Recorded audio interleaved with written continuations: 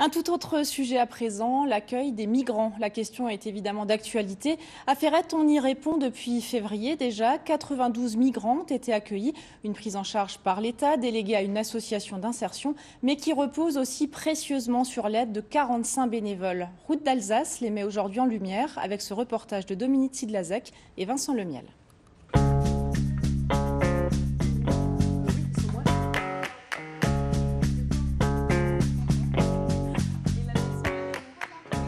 Soyez les bienvenus dans cette route d'Alsace. Nous avons fait escale à Ferrette aujourd'hui, plus précisément à la caserne Moraigne. Ici, depuis le mois de février de cette année, sont accueillis des migrants. Au début, dans le village, quelques réticences de la population et puis une mobilisation forte de bénévoles. C'est eux que nous avons choisi de vous présenter aujourd'hui. Il va faire un gâteau trop grand comme ça. C'est vrai? Oui. Qu'est-ce que tu dessines comme maison? Et parmi ces bénévoles, il y a Stéphanie. La maison à Ferrette? Oui, la maison à Ferrette. Stéphanie est éducatrice spécialisée. Avec Elodie, elle donne de son temps ici à Ferrette depuis le début, depuis l'ouverture de l'accueil pour migrants en février dernier. Autour de la table, des petites filles afghanes et angolaises qui viennent d'arriver. Il s'agit de les rassurer, les aider à prendre pied au plus vite dans leur nouvelle vie. Stéphanie est là pour ça, et pour elle, c'est une évidence. Elle est où ta maison? La maison. Ah, moi j'ai envie que qu'on puisse se mettre à la place des autres, tout simplement, et que nous, comment est-ce qu'on réagirait à leur place avec notre famille, nos enfants. L'histoire qu'elles ont, les histoires qu'ils peuvent nous raconter, elles sont touchantes et on a envie vraiment de pouvoir leur apporter quelque chose et qu'ils se rendent compte que voilà, il y a des personnes qui peuvent les accueillir et leur montrer que la vie, c'est pas seulement ce qu'ils ont traversé de très douloureux, mais qu'il y a autre chose ailleurs. Donc voilà, c'est motivant. En 9 mois, 92 migrants sont passés par l'accueil temporaire au service de l'asile de Ferrette. Pour moitié, des familles. C'est l'État qui prend en charge les migrants et qui a délégué la gestion du site à la société Adoma.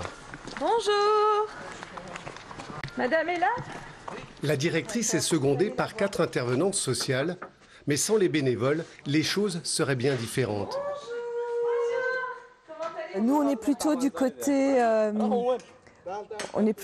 professionnel, avec toujours notre barrière professionnelle, une certaine distance. On les écoute raconter leurs difficultés, leurs histoires, d'où ils viennent, qui est très dur. Et par contre, ils peuvent se libérer avec les bénévoles et ils ont une autre chaleur. Ça, c'est pour les chefs. Voilà, que Vos cornichons. oui. De la chaleur, bien sûr, mais aussi et surtout des cours de français, pour tous et tous les jours. Martine Cadet est institutrice à la retraite, convaincue, elle aussi, de son engagement bénévole. Pour moi, c'est absolument une évidence. C'est vraiment qu'un petit service que je peux leur rendre parce qu'ils n'auront leur place que s'ils maîtrisent la langue. Alors, où est ton problème, Sohail? C'est elle qui coordonne l'action des bénévoles, Claudine Muller. L'association qu'elle a créée porte un nom au symbole fort, voisin d'ailleurs, et compte aujourd'hui 45 membres qui, après plusieurs mois, peuvent se réjouir du résultat de leur engagement. Les premiers demandeurs d'asile sont maintenant partis, sont rentrés dans la vie civile, dans la société civile, pour chercher du travail, mais aussi pour habiter ailleurs que dans ce cadre très fermé, très encadré. Et on a de la réussite, aussi bien dans l'apprentissage du français que dans cette introduction, dans ce passage à la vie d'un Français comme normal. Vous et moi, normal, comme vous et moi. Oui. Si le travail des bénévoles se passe aussi sereinement à Ferrette, c'est certainement que ces migrants, qui effrayent tant une partie de la population, sont en réalité en grande fragilité.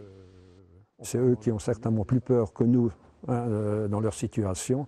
Et puis ils sont là pour attendre ce qui va leur arriver finalement. Donc ils sont très angoissés, ceux qui sont angoissés. Et puis ils essaient de rester un peu, d'être le plus discret possible pour ne pas créer de remous ni de gros problèmes. Lundi dernier, 12 migrants en provenance de Calais ont rejoint la caserne Moraigne de Ferrette. D'autres sont amenés à venir ici dans les prochains jours. C'est la fin de cette route d'Alsace. À bientôt pour un prochain numéro. Merci Dominique. Et le